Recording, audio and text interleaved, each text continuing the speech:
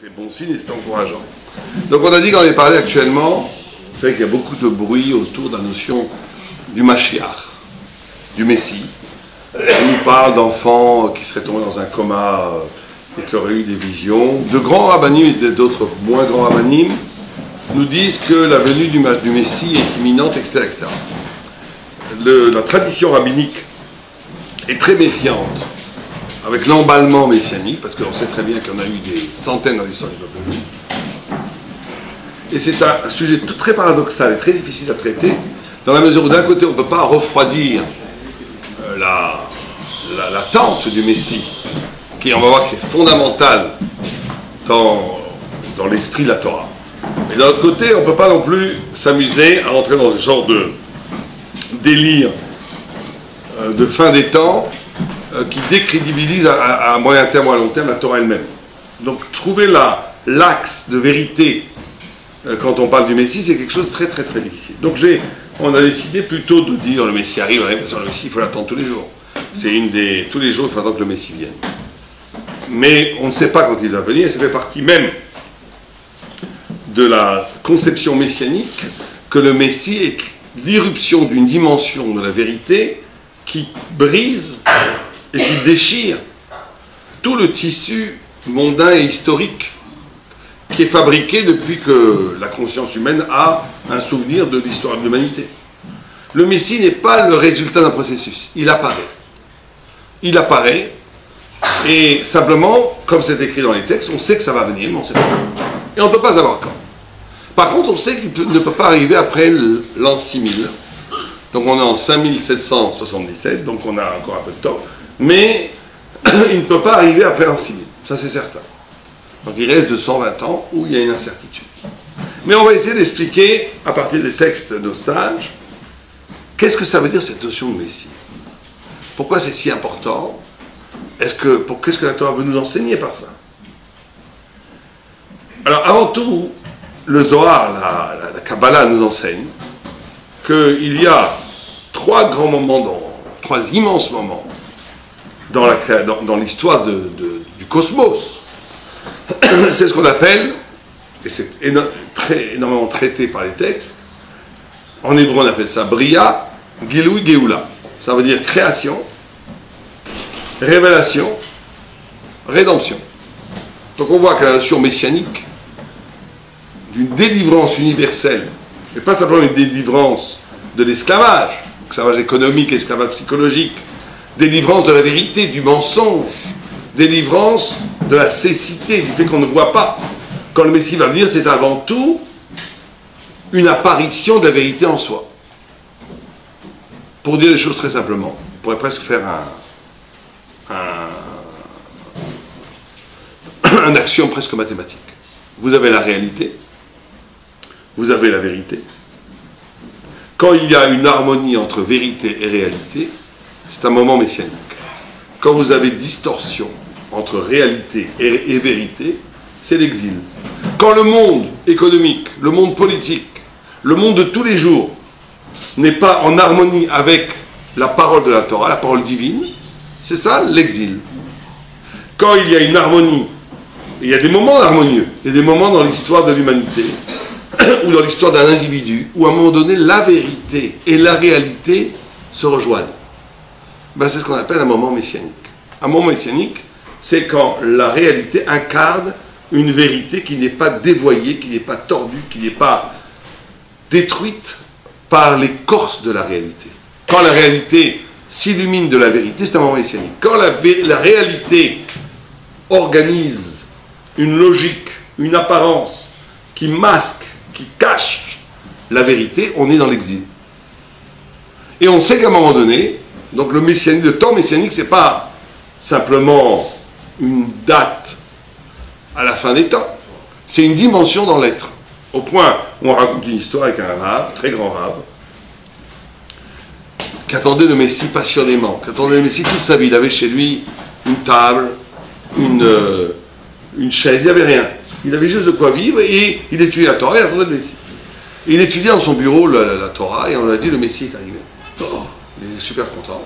Il a ouvert la fenêtre dehors, il a regardé l'air dans la campagne Et il a vu, il a dit non, le Messie n'est pas arrivé. Il est parti se rasseoir dans son bureau. Et un des élèves lui a dit, mais pourquoi il est sorti dehors? D'abord, d'où il sait que le Messie n'est pas arrivé? Il dit, il voit dans l'air qu'il n'y a pas l'électricité, il n'y a pas la banalité de l'être, l'exil, la grisaille de la vie quotidienne. Et là, le Messie n'est pas là. Mais il dit, mais ça, il aurait pu voir dans son bureau. Pourquoi il a été obligé d'ouvrir la fenêtre et voir dehors? Et l'autre élève a souri, il n'a rien dit, il l'a compris. Il a compris par le sourire que dans le bureau du rabbi, le Messie était déjà arrivé. C'est une dimension d'être, de révélation, qui peut exister au niveau restreint chez des grands individus. Il y a des individus qui vivent cette dimension métaphysique de la présence du Messie. Simplement, le Messie que tout le monde attend, c'est cette dimension qui va devenir universelle, tellement évidente qu'elle sera reconnue par toutes les nations et par toute l'humanité. Mais c'est avant tout une dimension de révélation de Dieu. Et donc on a création, révélation, rédemption. C'est un triptyque, 3 éléments qui sont là, qui sont en vérité, qui organisent toute l'histoire de l'humanité et aussi toute la compréhension de la Torah.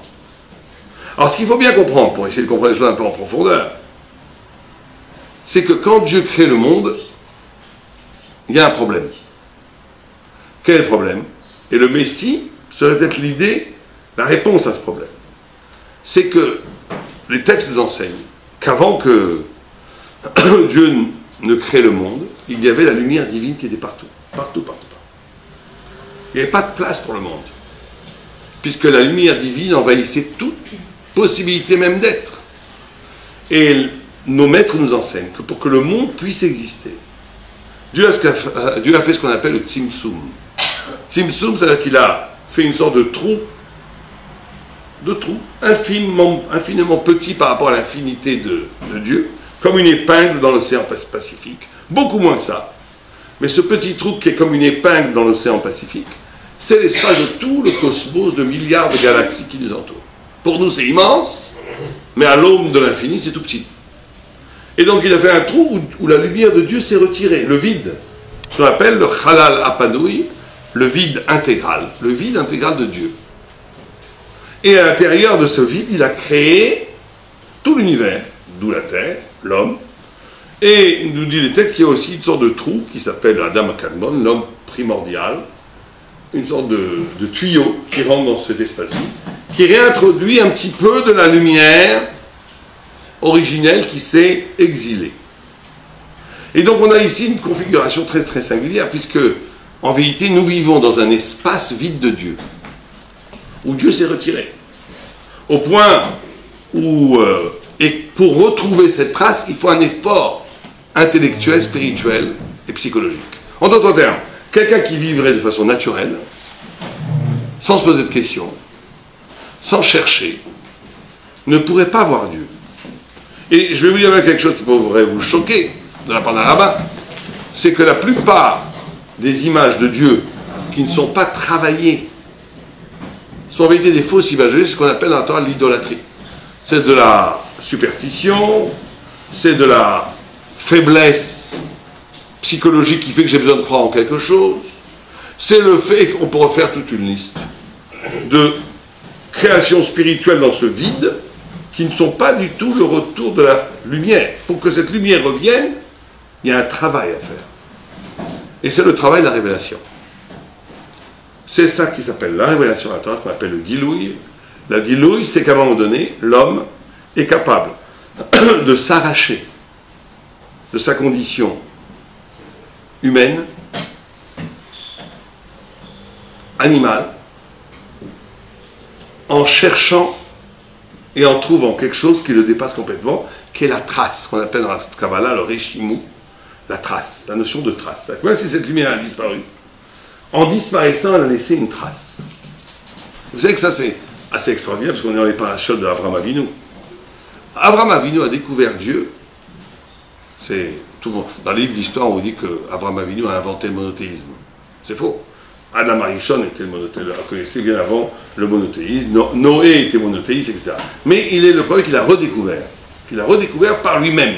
Alors que les autres le savaient par une intervention divine extérieure. Il l'a redécouvert par lui-même. Comment est-ce qu'il a redécouvert que Dieu existe, Avraham Avinu? Comment il a compris ça? Comment l'a-t-il compris? Quelqu'un sait? Comment? Pourquoi? Qu'est-ce qui lui a fait comprendre? La création, la nature. Alors, il y en a qui dit qu'il voyait la Bira Bohéret, il voyait le monde brûlé. Quand tu vois quoi, le monde brûlé, ça veut dire quoi? Alors, dit le Maharal de Bra, il explique, il dit qu'Avraham Avinu était capable d'aimer. Il avait cette capacité d'amour, de donner. Et il n'a pas découvert l'idée du Dieu créateur à partir d'un raisonnement philosophique. Il a découvert parce qu'il a dit, il ne comprenait pas cet acte d'amour. Aimer, c'est quelque chose, c'est un non-sens. Aimer vraiment. Donner vraiment, c'est un non-sens. Pourquoi est-ce qu'on n'a jamais vu la matière donnée? On n'a jamais vu. On n'a jamais vu quelque chose. La matière est organisée pour s'auto-protéger. La matière est organisée toujours pour se sauvegarder, pour se subsumer, pour être elle-même. Elle est toujours, dans la nature, c'est la guerre de tous contre tous. C'est chacun sauve sa peau et chacun mange l'autre pour exister. Comme Avraham Avinu était capable véritablement d'éprouver de l'empathie pour l'autre, et d'ailleurs c'est le critère de la grandeur dans la Torah. Le critère de la grandeur, c'est que plus quelqu'un est capable d'éprouver de l'empathie pour l'autre, plus il est grand. Parce que ça montre qu'il est capable de toucher à ce qu'on appelle dans l'homme le Tselem Elohim, l'image divine qui le constitue. Et comme Dieu, bien entendu, n'est pas égoïste puisqu'il a besoin de rien, il est pur altruisme, plus pur don. Quand quelqu'un éprouve la capacité de donner, d'aimer, de dépasser son intérêt singulier égoïste, il touche à une dimension éminemment spirituelle. Et Abraham découvre Dieu parce qu'il éprouve de l'amour. Ce qui fait qu'un grand rabbin disait, vous avez des gens qui ne sont pas religieux, soi-disant, mais qui sont beaucoup plus religieux, parce qu'ils sont tout le temps en train de donner. En fait, ils éprouvent Dieu, mais ils n'arrivent pas à mettre un nom dessus. Et vous avez malheureusement des gens très religieux qui ne croient pas en Dieu. Parce que s'ils croyaient vraiment en Dieu, ils donneraient, ils ne donnent jamais. Ils sont toujours égoïstes. Donc ça veut dire qu'ils ne croient pas vraiment. Il y a une différence entre ce qu'on pense et ce qu'on croit vraiment. Ce à quoi on croit vraiment. Abraham Avinu croyait tellement que la nature humaine, l'essence humaine, était de donner qu'il a dit à un moment donné, mais d'où vient cette faculté de faire des choses pas pour soi? C'est pas normal. C'est pas dans la matière, ça. Faire des choses pas pour soi, c'est qu'il a senti un flux divin qui traversait toutes les créatures et qui fait que tu sens que c'est évident qu'il y a quelque chose au-delà de la matière. Sinon, ce sentiment d'amour n'existerait pas. Alors certains psychologues vous diront, mais non, c'est pas vrai. Pourquoi? Parce que pourquoi les gens aiment? Parce qu'ils en ont besoin. On pourrait dire, tourner la cercle, dire en vérité, c'est faux. Tu crois que tu découvres Dieu parce que tu es capable de donner. Mais en réalité, pourquoi tu donnes? Pas pour celui à qui tu donnes, mais pour toi. Ça, c'est toujours le conflit aussi entre la psychologie et la Torah. La Torah dit non. Elle dit il y a une capacité de rupture essentielle dans l'homme où il est capable de donner, même s'il n'attend aucun retour de bien-être, retour de bonne conscience, retour de gratitude. Il donne parce qu'il est à l'image de Dieu. Et par là, il éprouve et il prouve Dieu. Vous savez que cette notion-là, elle est essentielle. Je voudrais juste m'arrêter 2 secondes. Pour bien comprendre la notion du messianisme. C'est que il y a une grande discussion très intéressante, qui paraît très philosophique comme ça, mais qui va au fond des choses, entre Maïmonide et Nachmanide. Est-ce que Dieu fait tout? Quand je prends ce bouchon, je vais le lâcher, il va tomber. Il tombe. Est-ce que Dieu fait ça? Ou bien non? C'est la loi de la pesanteur que Dieu a créée et ça marche tout seul. Alors Nachmanide, il dit, Dieu fait tout. Et il dit, tout celui qui croit à la nature, tout celui qui croit à la nature, pas de part dans la Torah de Moïse. Et il dit, les milliards de papillons qui font des mouvements, les milliards de poissons dans l'eau, les milliards... Il prend l'exemple d'une feuille qui tombe d'un arbre, les circonvolutions d'une feuille, tout ça est fait par Dieu. Et il dit, les règles de la nature, elles seront des scientifiques parmi vous. Ça existe, mais ce n'est que la répétition d'une volonté divine. Imaginez que pendant 90 ans, vous voyez une vieille grand-mère qui va traire sa vache tous les jours à 6 h du matin. Ben, si vous n'avez pas d'autre information que celle-là, vous allez croire que c'est une loi. Mais ce n'est pas une loi, c'est la répétition d'une volonté. Donc tout est volonté divine. Ce que dit Nachmanide. Vient Maïmonide, pratiquement contemporain, mais il dit avant, et il dit, mais il faut laisser tranquille le bon Dieu avec les papillons.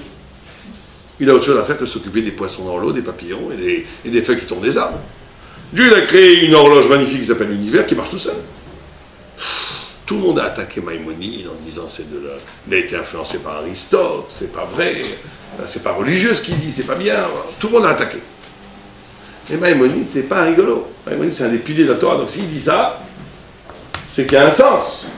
Qu'est-ce qu'il veut dire par là? Maïmonide nous donne le secret dans le Moreh Nevuchim, un grand livre qu'il a écrit, où il dit une chose incroyable.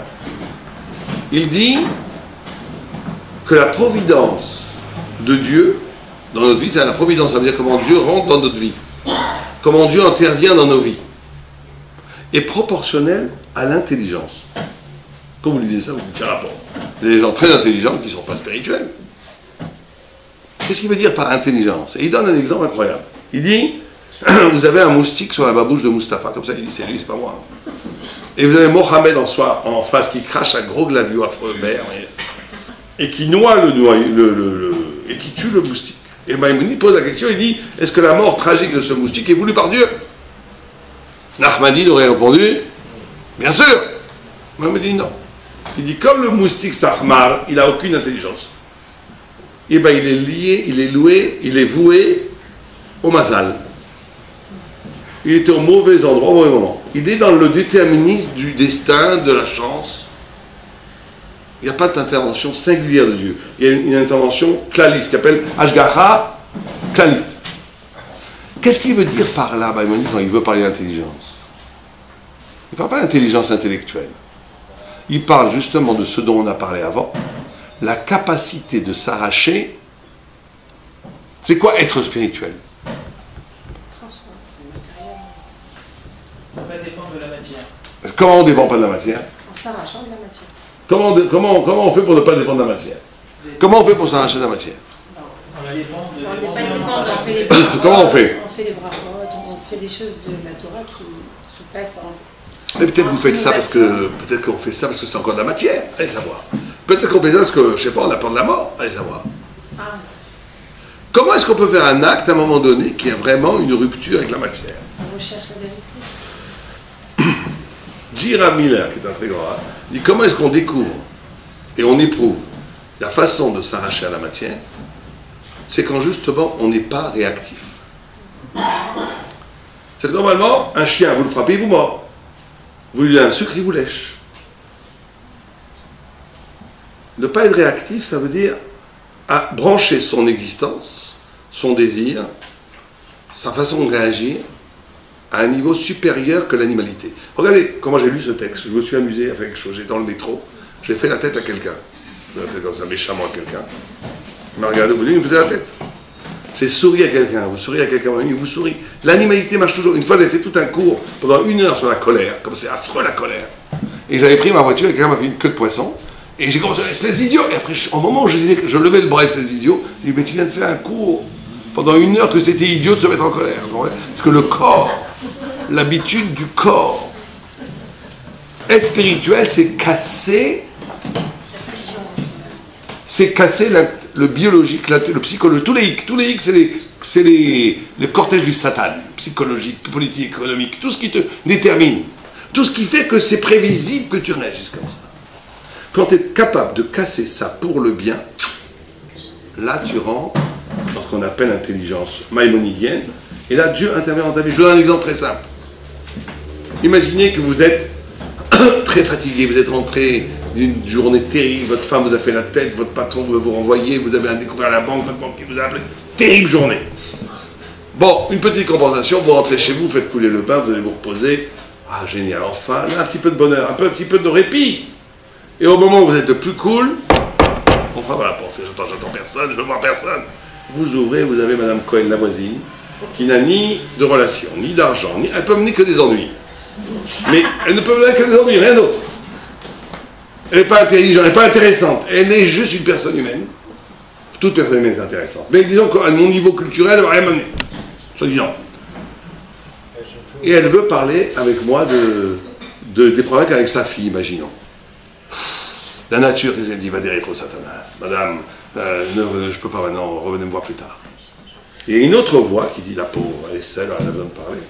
Tu la fais rentrer, tu lui offres une tasse de thé, elle te raconte sa fille pendant une demi-heure, tu leur dis, bon, c'est pas grave, ça va s'arranger. Elle ressort avec un sourire. Waouh, celui qui fait ça, les anges tournent autour de sa tête. Et moi, je vous signe tout ce que vous voulez, que celui qui est capable de faire ça vraiment, il peut demander n'importe quoi, Dieu intervient dans sa vie. Dieu intervient dans sa vie. Mais il ne faut pas le faire pour ça, parce que Dieu intervient dans la vie. Une fois que quelqu'un me dit je l'ai fait, mais ça, c'est ça qui est compliqué. Mais quand quelqu'un est capable de s'arracher à l'intérêt, c'est ça la preuve de Dieu. Tu fais les choses parce que tu es un homme, et l'homme est à l'image de Dieu, et l'image de Dieu a une dimension de désintéressement radical qui fait que tu t'élèves au-dessus de la nature, et là tu es dans une relation directe avec Dieu, on appelle Ashgara Pratit, et à ce moment-là Dieu rentre dans ta vie.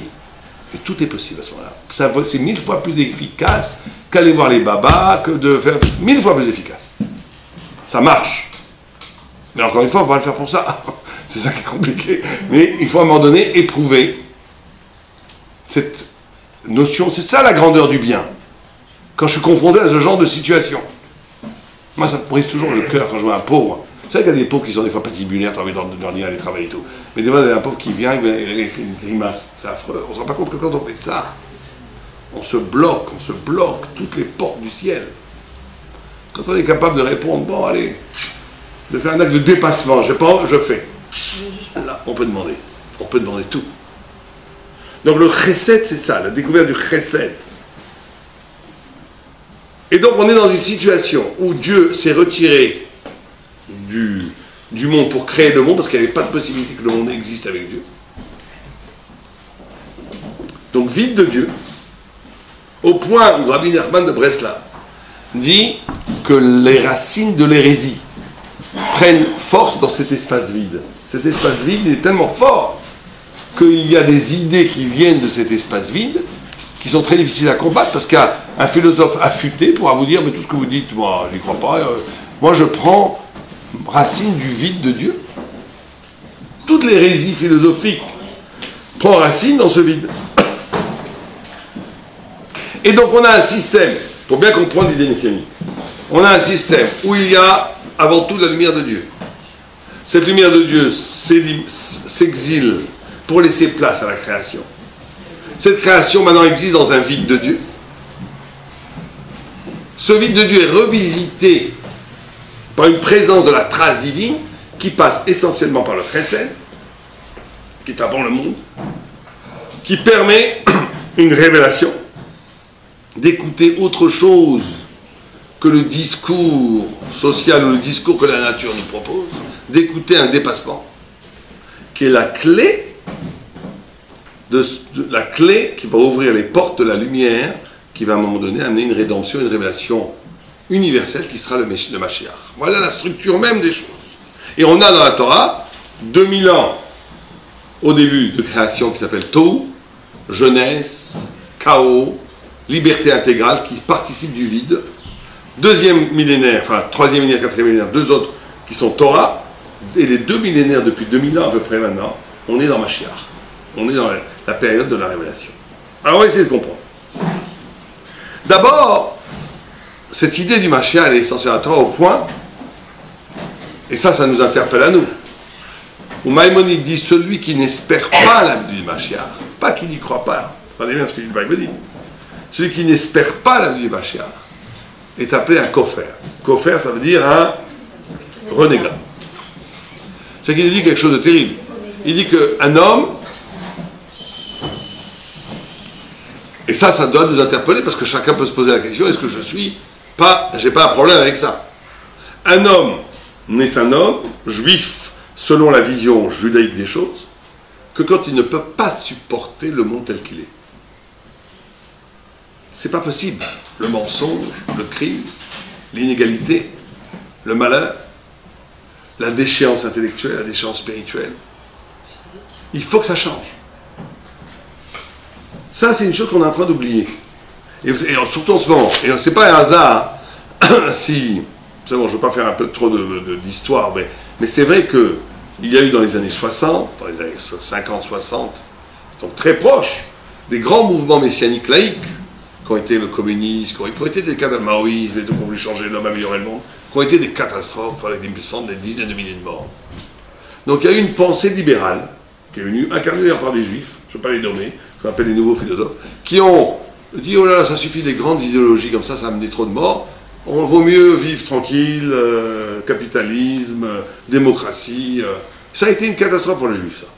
Parce que c'est vrai que ces grandes tentatives ont été catastrophiques. Mais nous, ça ne doit jamais nous faire rentrer dans une idée qu'on doit oublier l'espérance messianique qui est fondamentale pour la vie d'un juif. Parce que d'accepter le monde tel qu'il est maintenant, avec ses perversités, son horreur, son aliénation, son mensonge perpétuel, c'est renoncer à l'âme juive. L'âme juive, c'est pour ça que les juifs est un peuple confondu beaucoup de révolutionnaires, qui ont mal compris le message, qui l'ont incarné de façon négative. Mais l'âme juive est une âme qui ne peut pas se suffire de la médiocrité ou de la banalité de l'existence. L'âme juive tend vers la perfection. C'est pour ça que chaque juif au fond de lui ne doit jamais oublier cette espérance messianique. Elle est fondamentale. Alors on va essayer de comprendre comment ça se passe. Vous savez qu'il y a un midrash qui nous dit que Yaakov Avinu, notre père, donc Yaakov, juste avant de mourir, dans la paracha Vayechi, regardez ceux qui ont un Sefer Torah chez eux, il y en a peu, mais regardez la synagogue, la paracha Vayechi, c'est la seule qui est complètement fermée. C'est-à-dire qu'il n'y a pas de... Normalement, il y a entre les parachutes, il y a des espaces.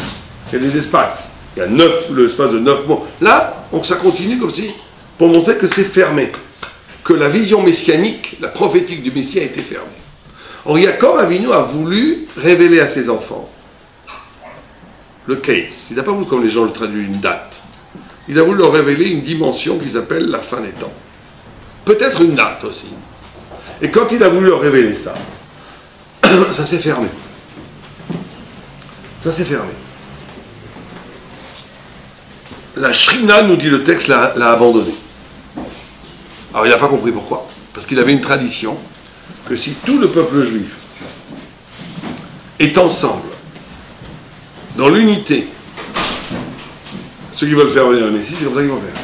Être ensemble, dans l'unité, dans la fraternité, et dans la croyance en la Torah. Si tout le peuple juif, on dit que si tous les peuples juifs faisaient 2 Shabbats, ensemble, le Messie viendrait. Comme ça c'est écrit. On serait ensemble, donc, et le Messie apparaît. Or, il a dit, à Yaakov Avinu, il a vu que tous ses 12 fils étaient autour de lui, tous ses petits-fils, tout le peuple juif était autour de lui de l'époque, et le Messie n'est pas apparu. En réalité, c'est qu'un d'entre vous ne croit pas vraiment en Dieu. C'est la seule solution. Il y a un d'entre vous qui n'est pas dans la fraternité. Et à ce moment-là, qu'est-ce qu'ont répondu les fils de Yaakov? Ils ont répondu quoi? Shema. C'est de là que vient Shema Israël. Shema. Écoute, Israël, c'est qui Israël? Yaakov. Hachem, Elokeinu, Hachem Echad. On est avec toi, on est avec Dieu, on est en unité absolue. Yaakov, il dit, aha, Baruch Shem Kevot Malchuto Labaet, ce qu'on dit juste après le Shema. Quand on lit ce midrash, je ne comprends rien. Il y a 2 minutes, Yaakov, il avait un problème en disant, si le Messie ne vient pas, c'est parce que on ne croit pas vraiment en Dieu tous. Ils ont tous répondu Shema Israël, donc on croit tous Dieu ensemble. Donc il aurait dû dire, pourquoi le Messie ne vient pas? À ce moment-là, il dit, au lieu de dire pourquoi le Messie ne vient pas, il dit Baruch Shem Kevot Malchuto Labaet. Or vous savez que d'après Halacha, d'après le Tour Shulchan Aruch, quand on dit Baruch Shem Kevot Malchuto Labaet, et c'est la même chose quand on dit Amen Yeshem Rabba dans le Kaddish, on doit avoir 3 pensées. 3 pensées.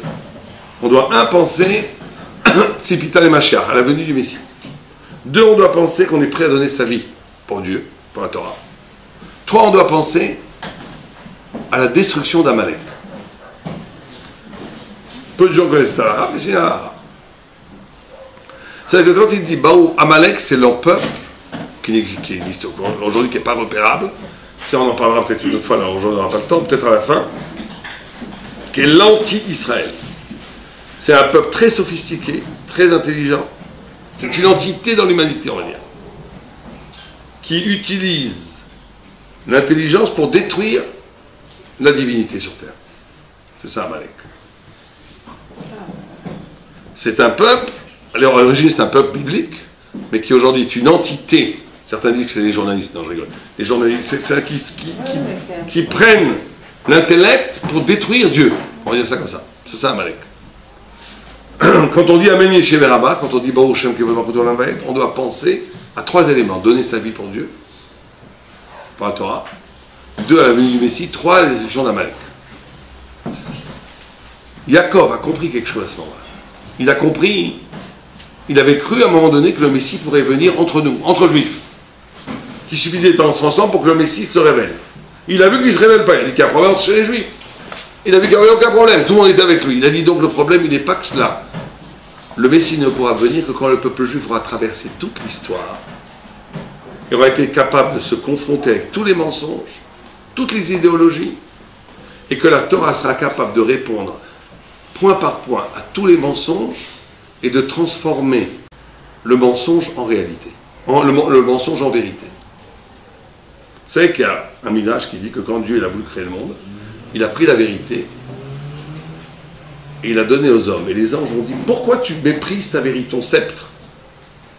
Et Dieu a pris la vérité, il l'a jetée sur terre. Elle s'est fracassée en 1000 morceaux. Et il y a un passouk qui est sorti, un verset, qui dit Emet mi eretz tismach. Quand on prend un texte, regardez quand c'est extraordinaire. Emet, ça s'écrit comme ça. Je vous le fais vite, hein. Mi eretz tismach. Ça c'est le passouk. Emet, pour ceux qui connaissent un peu l'hébreu, Emet mi eretz tismach. Ce passouk-là, on peut le lire comme au carré. On peut lire Emet mi eretz tismach. On peut lire vertical, on peut lire horizontal. Pourquoi? Parce que la vérité qui était au ciel, la vérité divine, la vérité qui était le sceptre de Dieu, au ciel, c'est une vérité qui dit que la vérité. C'est très bien. La vérité qui va passer par l'épreuve du réel, qui va traverser toute l'histoire de l'humanité, qui va se confronter à tous les mensonges, et qui va être obligé de donner une réponse thoraïque aux mensonges, c'est une vérité qui va se multiplier au carré. Parce qu'elle ne va pas simplement être riche de sa vérité, elle va être riche de la vérité confrontée au mensonge, qui va développer tout un discours qui va être obligé de répondre aux mensonges. Et donc la vérité va s'enrichir par la confrontation à l'histoire. Et c'est ça que comprend Yaakov. Yaakov comprend que le Messie ne peut pas venir minéoubé, il ne peut pas venir qu'entre nous, il ne peut pas venir que dans la synagogue, il ne peut pas venir qu'au milieu de la divinité, il ne peut pas venir qu'au milieu de la lumière. Le Messie devra venir une fois que toute la lumière de la Torah aura traversé toutes les civilisations, toutes les pensées, et que la Torah sera capable de dénoncer le mensonge qui existe dans chaque figure que l'humanité essaye de placer comme absolue face à la Torah. Et là, on rentre dans quelque chose d'assez énorme, puisqu'on est dans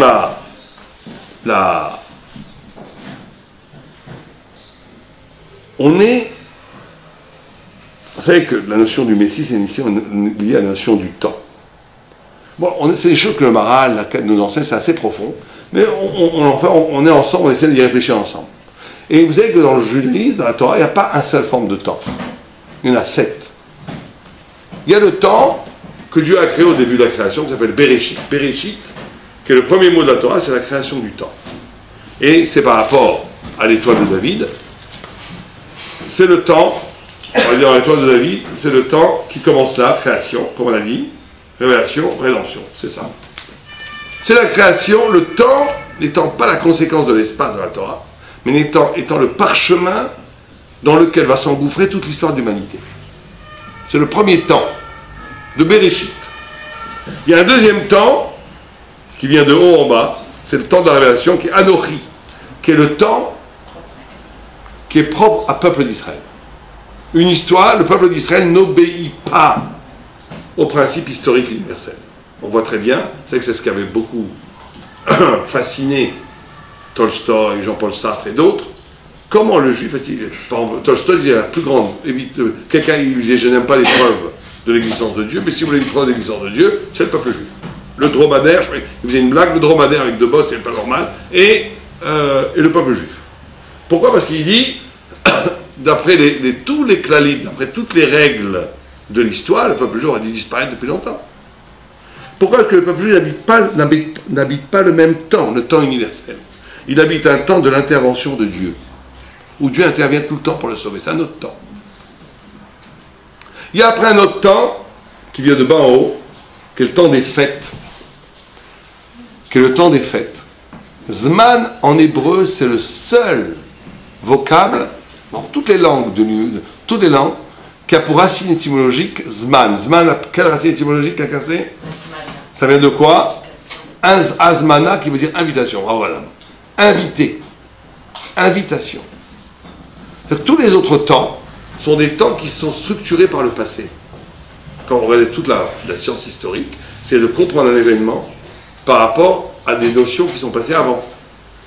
Le Zman en hébreu, c'est comment le présent de maintenant, il est déjà en vérité prodigieusement travaillé par une promesse, par une invitation de quelque chose qui va se passer dans le futur. C'est un des secrets qui rend le peuple juif éternel.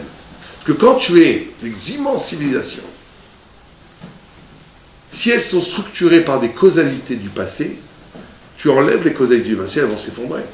Le peuple juif, il est éternel parce que ce qui le fait vivre, c'est l'espérance, c'est le Zman, c'est l'invitation à un futur. C'est l'invitation messianique, justement, qui fait que, tant qu'elle n'est pas réalisée, ils seront toujours là, les Juifs.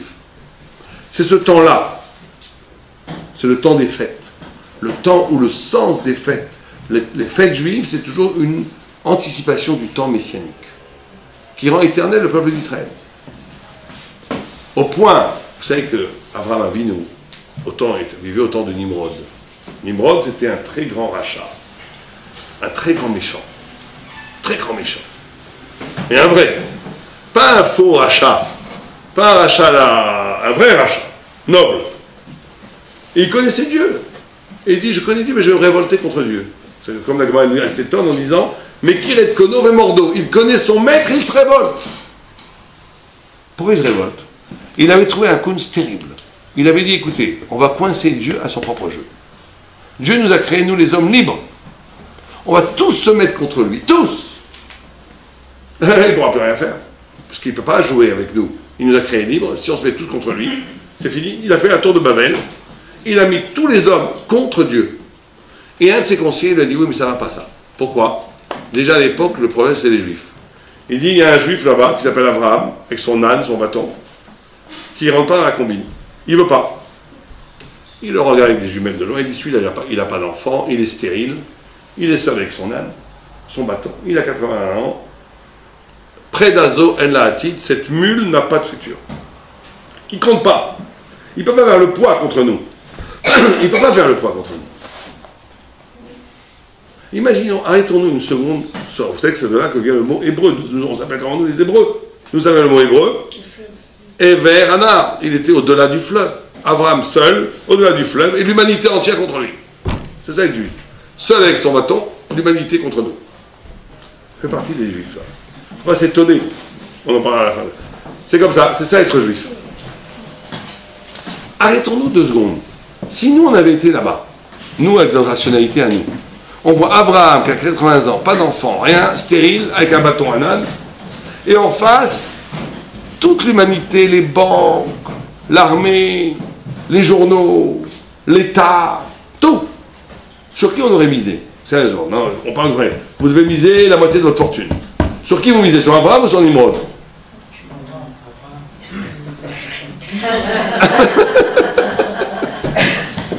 Je ne suis pas du tout sûr que vous aurez misé sur Abraham. Peut-être maintenant, avec la connaissance que vous avez maintenant. Mais à l'époque, personne n'aurait misé sur Abraham, personne. Or, 3000 ans plus tard, plus de 3000 ans, 3500 ans plus tard, qu'est-ce qui reste de Nimrod? Que ce que nous, on en parle de lui. Rien du tout. Et qu'est-ce qui reste d'Abraham? Tout. Parce qu'Abraham, c'est le père des Juifs et c'est le père des chrétiens. C'est le père de toute l'histoire du christianisme, c'est le père de tout l'islam. C'est le père de tout. Même le brahamisme vient. L'islam et le christianisme, c'est avéré scientifiquement. Mais même toutes les religions extrêmes orientales, qui viennent de l'hindouisme, le bouddhiste est beaucoup plus tardif, viennent du brahamisme, qui vient d'Abraham. Leur déesse, c'est Sarai, qui vient de Sarah. Et la Torah nous dit qu'il avait 6 enfants. Abraham a 8 enfants. Ishmaël et Yitzhak, il a eu encore 6 enfants avec Agar, qu'il a envoyé à l'est, vers l'extrême-orient, il leur a donné des cadeaux. Déjà Rashi nous dit, et la Gemara nous dit, c'était la spiritualité négative, ce qu'on appelle l'hindouisme et le brahmisme, qui a été plus tard, qui a donné naissance. Donc tout vient d'Abraham. Ce qui est avéré scientifiquement, déjà c'est énorme, christianisme et islam. Mais même l'Extrême-Orient, ça vient d'Abraham. Et donc on a un homme seul avec son bâton, son âne, qui a un misken, qui ne peut pas avoir d'enfant, qui est stérile, contre le monde entier. Lui il reste, les autres ils disparaissent. Comment c'est possible ça? C'est quoi le secret? La vérité, de tenir. Très bien, aujourd'hui vous êtes bien là, vous avez des bonnes réponses. Le Maharal après explique, il dit il y a deux sortes d'universel. Il y a l'universel en intensité, il y a l'universel en expansion. Et le peuple juif est toujours dans cette confrontation. L'universel en extension, c'est l'universel qui se croit fort parce qu'il domine tout. Internet aujourd'hui, on va dire. Internet, la presse, politique, ça a l'air très fort, mais en réalité c'est des châteaux de cartes. C'est très faible. Vous savez, la presse ou Internet s'occupe de choses qui n'auront plus aucune valeur, même dans 3 heures. Vous n'avez jamais remarqué? Ça ne vous a pas frappé ça avant les élections? C'est très frappant. Des gens, ou avant les matchs de foot, des gens ils vous parlent pendant des heures d'une chose qu'on va savoir dans 2 heures. Pourquoi t'en parles? Qu'est-ce qui va se passer dans le résultat de l'élection? Et c'est des discours, des experts, et l'expert sur l'expert, et l'expert du 3e expert. Folie. Ce qu'on appelle l'universel en extension. Regardez, la société occidentale a créé un monde, au début très généreux, qui venait d'ailleurs du christianisme, qui a aboli les frontières entre les peuples, et donc a permis le grand commerce, et qui veut nous faire gagner du temps, et donc qui crée des transports extraordinaires. Or, aujourd'hui, les gens passent beaucoup plus de temps dans leur moyen de transport qu'il y a 100 ans. Ils ont créé, par exemple, des outils de communication extraordinaires, Internet. Or, les gens aujourd'hui se parlent beaucoup moins qu'il y a 100 ans. C'est l'absurde de ce développement de l'universel en extension. Abraham Avinu, il a l'universel en intensité. Ça veut dire qu'Abraham Avinu, et c'est ça les Juifs, il faut bien comprendre ça, et c'est ça le messianisme, c'est de posséder une vérité tellement forte qu'elle dit la vérité de chaque chose. Quand vous allez voir un tzaddik, si c'est un vrai tzaddik, il a une telle intensité de vérité, il vous voit, il connaît la clé de votre problème. Il connaît la clé de votre vérité parce qu'il habite tellement intensément la vérité thoraïque qui est la clé et la source de toute vérité. Ça s'appelle ça l'intensité, ça s'appelle ça la vérité en intensité, l'universel en intensité, pas en extension. Être juif, c'est d'avoir la émouna dans l'universel en intensité et se méfier toujours de l'universel en extension. Ce qui est partageable, ce qui est général, ce qui est commun à tous, c'est toujours un château de cartes qui peut s'effondrer à chaque instant. Le peuple juif est éternel, c'est pas parce qu'il est Superman. C'est pas possible que les juifs marocains, tunisiens, polonais soient plus forts que les grecs, c'est pas possible. Il y a eu des centaines, si ce n'est des milliers de peuples qui ont vécu dans les mêmes situations socio-historiques que le peuple juif, qui ont été engloutis par l'histoire. Les seuls qui sont restés, c'est les juifs. Comment c'est possible? On n'est pas Superman, c'est pas possible. Pas tout simplement. Si la Torah le peuple juif est éternel, c'est parce que la Torah est éternelle. Et la Torah est éternelle tout simplement parce qu'elle est vraie. La Torah est invincible et éternelle tout simplement parce qu'elle est vraie. C'est cette vérité-là qui la rend éternelle. C'est ce temps-là, c'est le temps, dans la Magen David, des fêtes, qui est inscrit vers le futur, qui est inscrit vers l'espérance. Abraham Avinu, il porte avec lui le secret, le futur de toute l'humanité. Il a l'air misken. L'autre Nimrod, il a toutes les causalités du monde, il a tout le passé avec lui, il a toute l'histoire, toute la culture, toute la force politique, il a tout. Oui, mais c'est mortel, parce que c'est des causes. Abraham, il a le temps du Zman, de l'espérance. L'espérance est invincible, indestructible. Et c'est ça les Juifs. Au point qu'il reste. Alors après, il y a ce temps-là. C'est le même temps qu'en bas, vous remarquerez.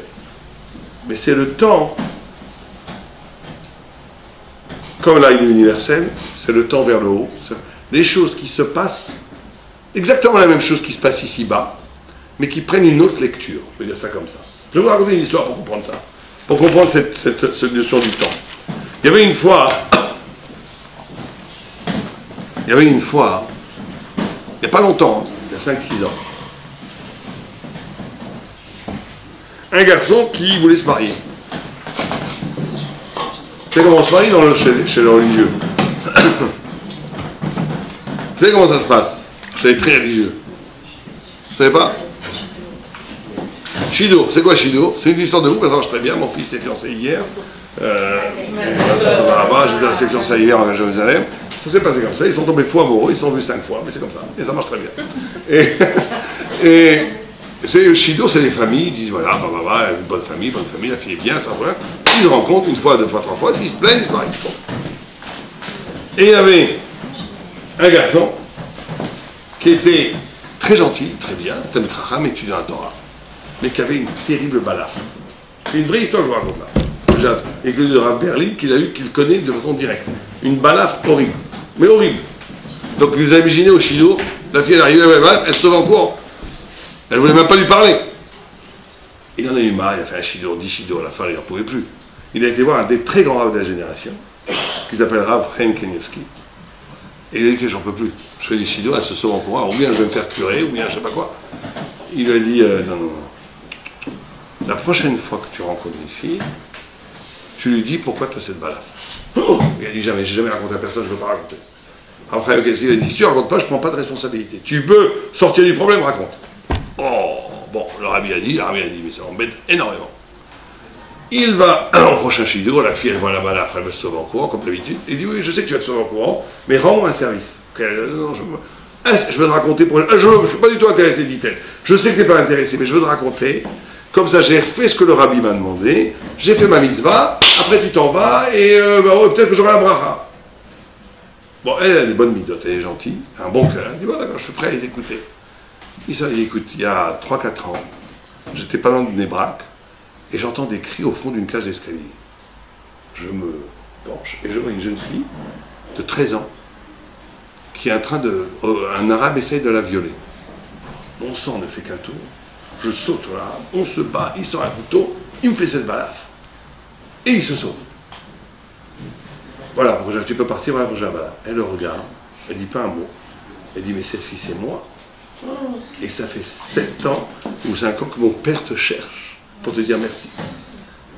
Ils se sont mariés, et c'est Rav Chaim Kanievski qui appelle la coupa.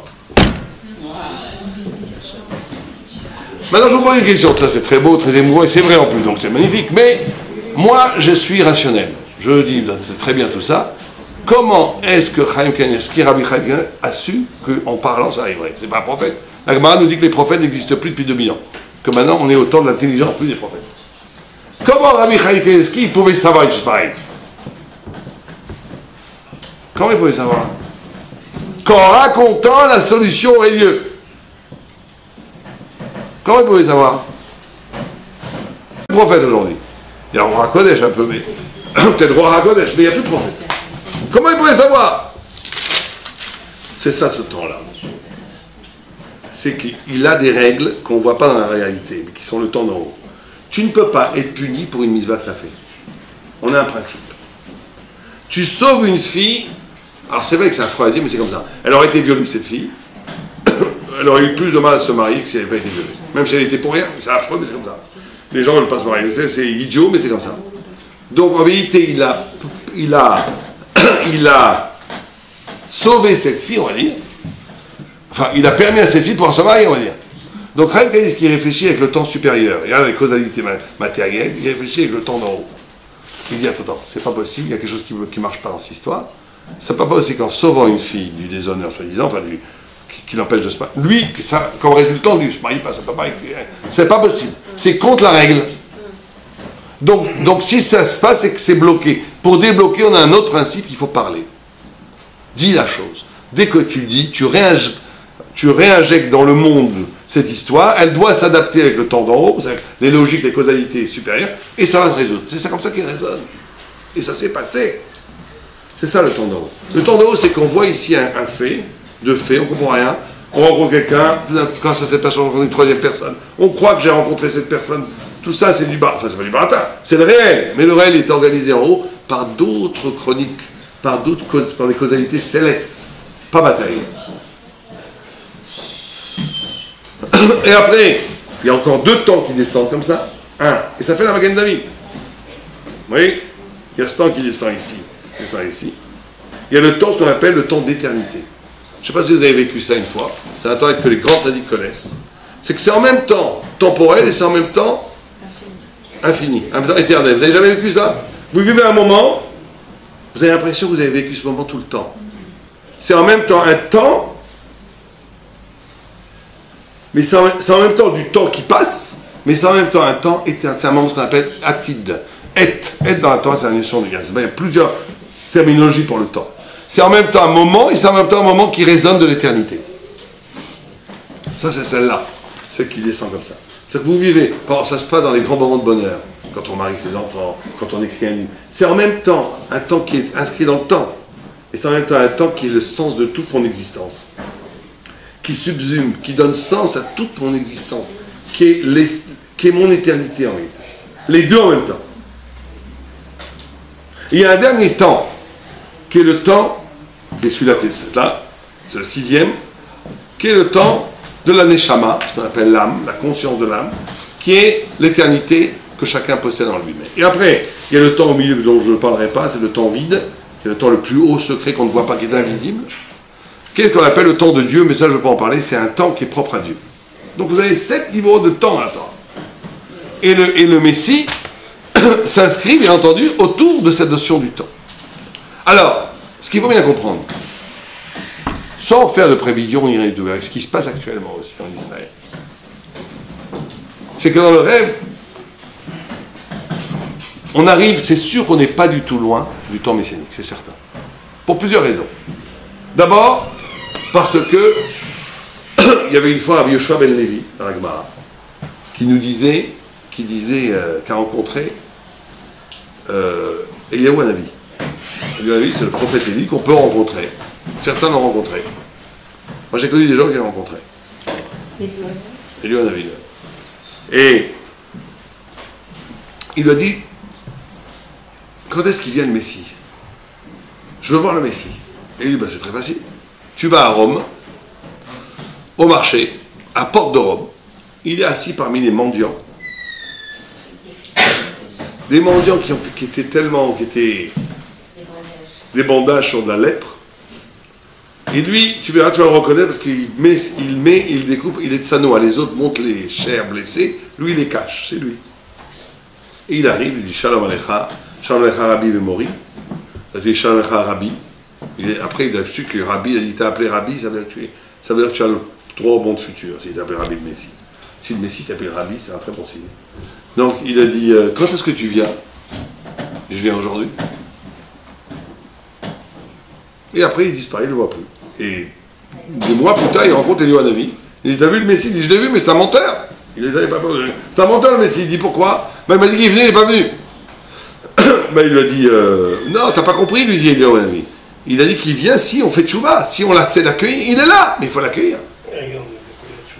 Tu ne veux pas l'accueillir? Ayom, il vient aujourd'hui si Bekolot Ishmaou, si vous écoutez sa voix. Mais si vous n'écoutez pas sa voix, il ne viendra pas. Mais il est là. Mais le Maharal de Prague pose une question. Il dit, comment se fait-il qu'il est à Porte de Rome? Moi, j'aurais mis le Messie où? Au Kotel. Je ne sais pas, vous me demandez où mettre le Messie, je le mets au Kotel, je ne le mets pas à Rome. Qu'est-ce qu'il fait à Rome? Moi, je me demande, le Messie, je le mets à la synagogue ou à Rome? Peut-être dans mon collège, d'accord, mais pas à Rome. Qu'est-ce qu'il fait à Rome? Dit le Maharal une chose extraordinaire. Il dit parce que le Messie ne peut venir, et pour ça que je dis qu'on est dans un temps très propice. Rome, c'est la civilisation du néant. Il faut comprendre que quand Dieu a créé le monde, il a écrit Tohu, Bohu, Prochain, Alpneateum. 4 grandes civilisations ont traversé l'histoire de l'humanité. Tohu, étonnement, c'est Babel. Babel, c'est une civilisation magnifique. Et ces 4 civilisations sont des civilisations qui vont se mettre inconsciemment, consciemment, contre la Torah. C'est la lettre He. La lettre He, Dieu a créé le monde, est la lettre He. La lettre He, c'est un Yud, qui est la Torah, qui est Israël, et Dalet, qui sont les 4 empires. Les 4 empires. Le premier empire, c'est l'empire babylonien. Babylonien va remplacer l'absolu de Dieu par l'absolu de l'homme. C'est une civilisation extraordinaire, où l'homme était la poésie, la grandeur, la beauté, l'esthétique, la noblesse de l'homme, et avait remplacé la divinité. C'est une chose qu'on a du mal à comprendre. Aujourd'hui, si on vous demande, tout tourne autour de quoi aujourd'hui? L'argent. C'est l'argent aujourd'hui qui fait tourner tout. L'argent, le znout, on va dire, c'est ce qui fait tourner les choses. À l'époque de Babel, ce qui faisait tourner, c'était la gloire. La gloire. Les gens étaient prêts à mourir pour la gloire. La beauté. C'est pour ça que dans le rêve de Nabuchodonosor, c'est un lion avec des ailes d'aigle qui volent très très haut. et dans le rêve de Daniel, et dans le rêve d'Abraham, c'est la tête d'or. C'était une civilisation qui remplaçait l'absolu de la Torah par l'absolu, où l'homme devenait absolu. Après, on a une deuxième civilisation qui s'appelait la Perse, qui est un ours mangeant dans le rêve de Daniel, et qui est le ventre dans le rêve d'Abraham, qui voit la statue, le ventre, qui est la Perse. La Perse, c'est la civilisation de Purim, qui est le corps, qui est le désir. Qu'est-ce qui fait un corps toute la journée? C'est-à-dire que ça veut dire vivre une vie corporelle. C'est quoi vivre de façon corporelle? C'est quoi le corps? Qu'est-ce qui fait le corps tout le temps?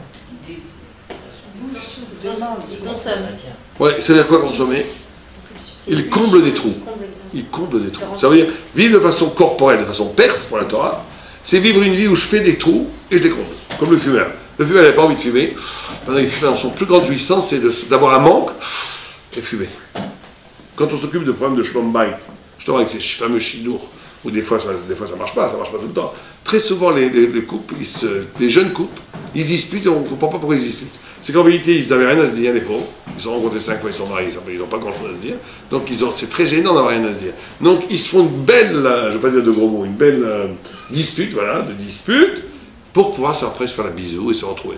On crée un trou pour se retrouver, parce qu'on ne peut pas communiquer sans ce trou.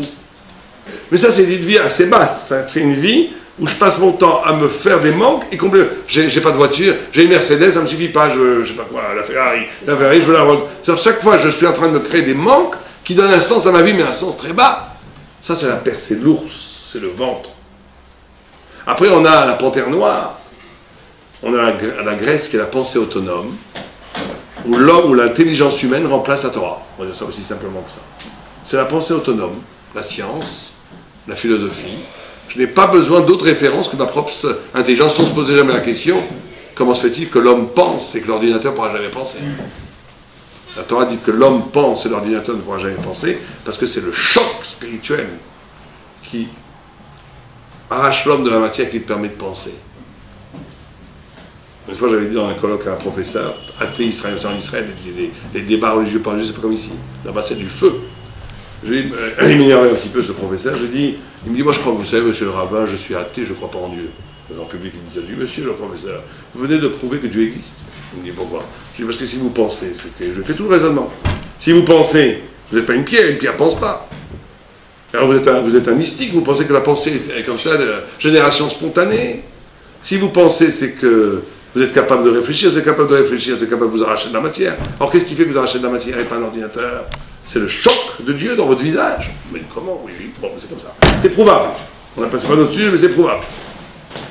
Et après, il y a la quatrième génération, la quatrième civilisation, qui est Rome, qui est Théom, dans le verset, les premiers versets, le deuxième verset de la Bible. Tout étonnement, parce que c'est Babel, la grandeur babylonienne. Confusion, tout, boum, c'est confusion. C'est la perte, parce que le corps est toujours confus. Le désir du corps est toujours confus, c'est toujours une marmelade. Rocher, c'est la Grèce, parce que la pensée autonome obscurcit l'écho prophétique et transcendant du sens, elle réduit l'intelligence à la compréhension humaine. Et Rome, donc Rome jusqu'à aujourd'hui, c'est Théom, c'est l'abîme, parce qu'on n'en voit pas le fond, on n'en voit pas la fin. Même nous, on a du mal à imaginer un monde sans Rome. C'est le néant, c'est l'empire du vide. On appelle l'empire du vide, parce que l'Occident est une civilisation qui va peu à peu construire un système de destruction systématique de toutes les valeurs. Toutes les valeurs.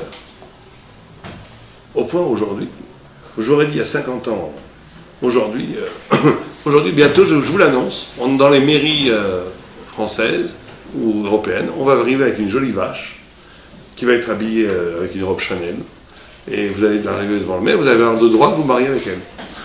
Alors ça vous fait rire, mais on va vous dire le mariage pour tous, pourquoi pas? On s'aime elle-même, elle est à regarder ses beaux yeux de vache elle-même. Je l'aime, pourquoi pas? On va vous dire pourquoi. Je vous avais dit à 50 ans, le mariage pour entre hommes, vous avez les mêmes rires. On est dans une, et même dans l'art, l'évolution de l'art, tout va vers le néant. On est dans une civilisation qui veut détruire la référence. Il n'y a plus d'essence, il n'y a que du circonstanciel. On détruit le lien vertical pour créer en réalité que de l'horizontal, où chacun est isolé, va être un objet de consommateur. C'est ça le but. C'est le néant. Or, le Mashiach doit être dans les portes du néant, parce que dit le Maharal de Prague, pour que puisse apparaître l'image messianique, il doit venir justement du néant. Parce qu'il doit venir du néant. Parce que s'il y a encore une forme, cette forme cache la nécessité d'une irruption radicale. À la fin, le mal, le néant, la négation de Dieu va être tellement absurde qu'elle va elle-même revendiquer Dieu. C'est ça, et on n'en est pas loin. Je ne vois pas comment on peut aller beaucoup plus loin dans l'absurde. Pour ça qu'un des signes de la venue du Messie, dans le rêve de Daniel, c'est la statue, la tête c'est Babylone, les deux bras c'est la Grèce, le ventre c'est la Perse, et les deux jambes, c'est, nous dit le texte, Ésaü, donc Édom, donc Rome, donc l'Occident, et Ishmaël tout d'un coup qui apparaît, qui marche pour nous amener vers le Messie. On n'est pas loin du tout. Ishmaël et ça. Et regardez comme c'est fort. Parce que c'est déjà décrit à l'époque. On est confrontés aujourd'hui, nous les Juifs, à trois phénomènes extraordinaires. Je vais finir avec ça. Trois phénomènes extraordinaires. Et quand on est en Israël, ceux qui comprennent l'hébreu, moi je suis fasciné de voir ça. On va expliquer pourquoi. On a un discours, et je ne fais pas de politique, je ne veux pas faire de politique, et je ne veux pas entendre mais je veux juste décrire les faits et essayer un peu de les comprendre après la Torah. On a un discours arabe qui est dans le délire total. Pourtant, moi je ne suis pas du tout anti-arabe, je ne suis pas du tout là-dedans, mais le délire. Pourquoi le délire? Vous savez que dans la presse palestinienne et dans la presse arabe de façon générale, on présente la vague d'attentats en Israël comme des exécutions sommaires de jeunes arabes dans les rues. Mensonge total. Les gens sont avec des couteaux, ils veulent vous tuer, c'est nous qui exécutons les gens dans les rues. C'est intéressant, non? D'où ça vient ça? Ça c'est un. Deux, la presse, pas toute après, il faut être honnête, mais une grosse partie de la presse internationale, au lieu de s'offusquer et de scandaliser sur cette vague d'attentats, surtout d'ailleurs pas que la France moins qu'avant, c'est pourtant en Angleterre, la BBC et d'autres, un jeune palestinien s'est fait, la mauvaise foi, s'est fait exécuter, sans dire pourquoi qu'il avait un couteau qui voulait tuer un autre. Exécution d'un gamin de 13 ans qui avait failli assassiner un autre gamin de 13 ans. Excellent. Donc là, on ne ment pas de façon, mais c'est la mauvaise foi. Et ce qui était fascinant, c'est qu'on entend dans la radio israélienne, moi je trouve ça incroyable, des gens complètement chiloni, complètement, comment on appelle ça, laïcs. Mais laïcs total, hein, on les connaît. Qui ont un discours de rabbin. Ils commencent à s'identifier, ils comprennent plus ce qui leur arrive. Ils disent que le monde entier est de la mauvaise foi universelle, que nous, le peuple juif, on est ensemble, il y a une sorte de solidarité. Le peuple juif se reconnaît comme peuple juif, dans son élection et dans sa singularité face à une situation universelle qui est illogique. Au point, des fois j'ai envie de leur dire, mais écoutez, c'est pas possible que le monde entier ait tort et que nous on a raison. Vous ne trouvez pas que c'est bizarre? Tout ça, c'est des phénomènes messianiques. Ishmaël vient d'Abraham. Alors, je ne dis pas que le Messie vient demain, après-demain, jamais on ne s'aventure pas dans ce genre d'histoire. Nos rabbinim nous enseignent, on ne donne pas de date, on ne dit pas. Tout ça, il faut attendre dans la superstition. Mais en tous les cas, les éléments sont là. Et un des éléments, c'est que quand il y a la conjoncture de ces trois choses-là, que Ésaü et Ishmaël font la guerre, Ésaü, Édom, et Ishmaël font la guerre à Israël, que Israël se retrouve solidaire tout d'un coup dans cette situation, c'est un des configurations où le Messie arrive. Donc on est dans une configuration où le Messie arrive. Est-ce qu'il va arriver demain, dans 100 ans, on n'en sait rien.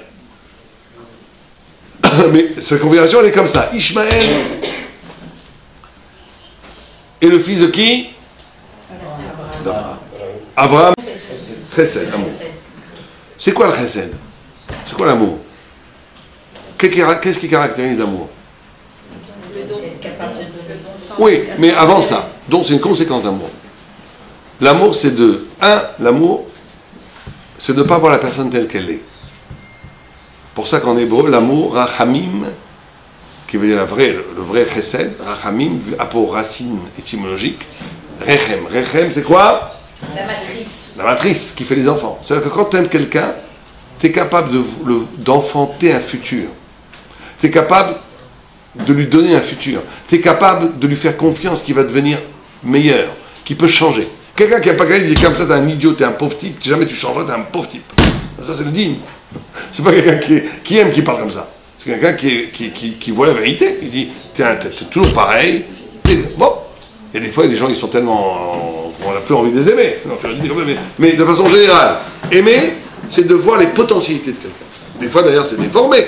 Vous avez une belle maman Sfaradi qui adore son fils casse tous les carreaux dans la truc, il fait des pires trucs. Vous allez dire, votre fils, c'est un monstre. Il dit, mais mon fils, c'est un ange, c'est du sucre. Elle ne voit pas. Parce qu'elle voit que son futur, elle voit que ses potentialités. Donc c'est magnifique l'amour. Parce que l'amour donne du futur, donne la vie. Mais d'un autre côté, ça déforme la réalité, l'amour. Faut pas être trop romantique quand tu vois les choses, c'est que ça déforme la réalité. Or, Ishmaël, c'est une perversion de l'amour. C'est-à-dire que la réalité la réalité n'existe plus en réalité. Ce que tu veux voir existe.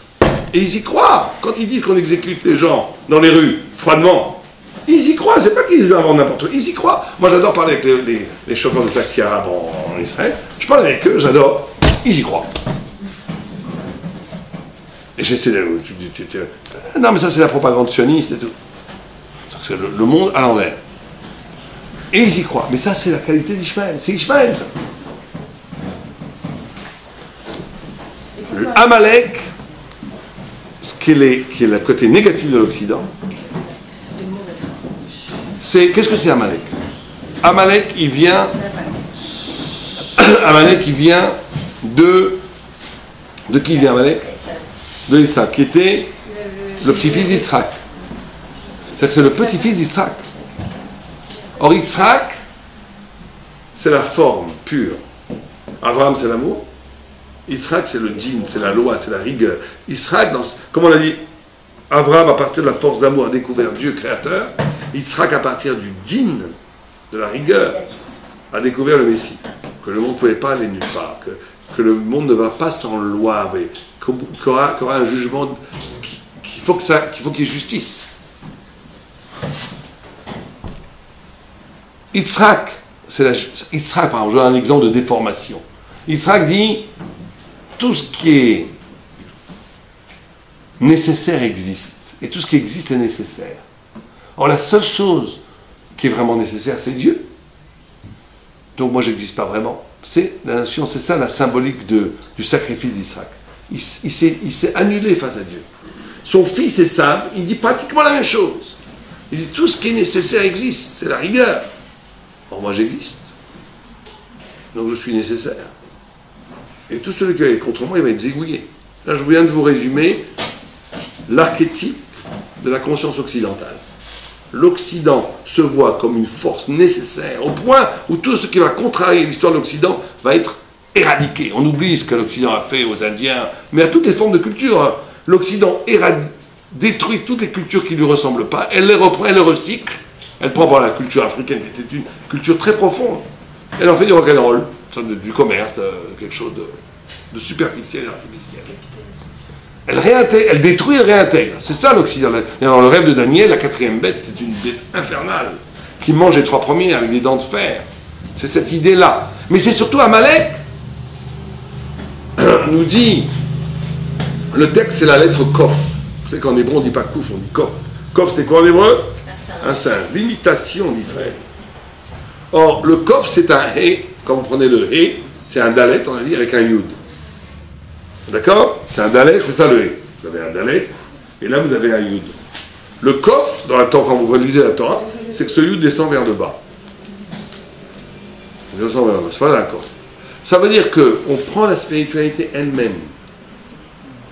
La Gemara dit pourquoi on dit Amalek? C'est Amlokek Damo Shel Chalali Israël. Quelqu'un qui goûtait le sang des cadavres d'Israël. C'est quoi cette image-là? C'est de vouloir dire que Amalek, c'est un peuple qui prend la spiritualité pour en faire un objet de consommation. Je ne veux pas prendre d'exemple un peu vulgaire, un peu bête, mais pour faire comprendre. On prend par exemple Jean-Sébastien Bach, on prend Mozart, je ne veux pas dire que c'est Amalek du tout, hein, mais c'est vrai qu'il y a des étincelles divines dans cette musique.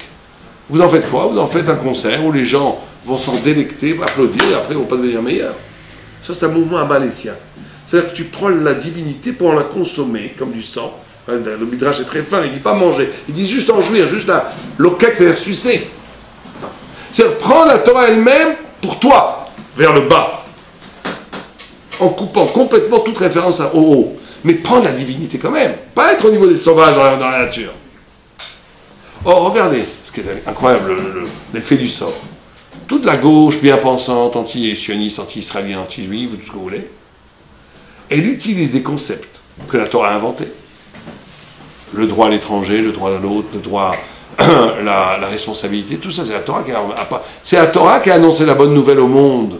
Ça n'existait pas dans le monde païen, dans le paganisme de l'Antiquité, la notion du droit de l'homme, la notion de l'étranger était quelqu'un qu'il fallait détruire. La Torah a battu les cloisons entre les peuples, a annoncé au monde entier la notion de l'unité, qu'on venait tous d'un même père, de Adam Arishon, toutes ces notions qui sont l'humanisme. Aujourd'hui, ces notions d'humanisme, on les prend contre le peuple juif. On utilise l'humanisme en le déformant pour aller contre Am Israël. Ça, c'est le signe d'Amalek. Donc vous avez Ishmaël et Amalek qui sont dans une lutte forcenée contre Israël. On a une configuration messianique. Maintenant, moi, je suis très prudent. Je vous dis, il y a une configuration messianique. Il y a aussi une convergence historique du retour du peuple d'Israël sur cette terre. Il y a tout. Tout ce qui est annoncé depuis 3000 ans dans les textes est en train de se réaliser. Il y a aussi un autre élément qui est un des signes, c'est qu'on dit pourquoi Ishmaël est là pour mettre la balagan, ou qu'il soit il met le balagan, je ne sais pas du tout être inscrit, c'est comme ça. Vous voyez que où il y a Ishmaël, il y a la guerre, il y a des problèmes. Parce que Ishmaël a pour vocation. S'il n'y avait pas Ishmaël, ce serait problématique. Pourquoi? Parce que l'Occident serait tellement bien installé, ça serait un écran, l'écran dont on a parlé au début, qui cache la lumière divine, aurait été tellement solide qu'on n'aurait pas pu imaginer même la venue du Messie. Ishmaël est là pour casser la stabilité des dômes et de l'Occident, pour laisser des failles qui font passer la lumière messianique. Donc tout est prévu, tout est écrit. Et le Rambam va même plus loin. Le Rambam il dit pourquoi est-ce que l'islam et le Mohammed a été envoyé par Dieu. Et Imar Shemo a été envoyé par Dieu.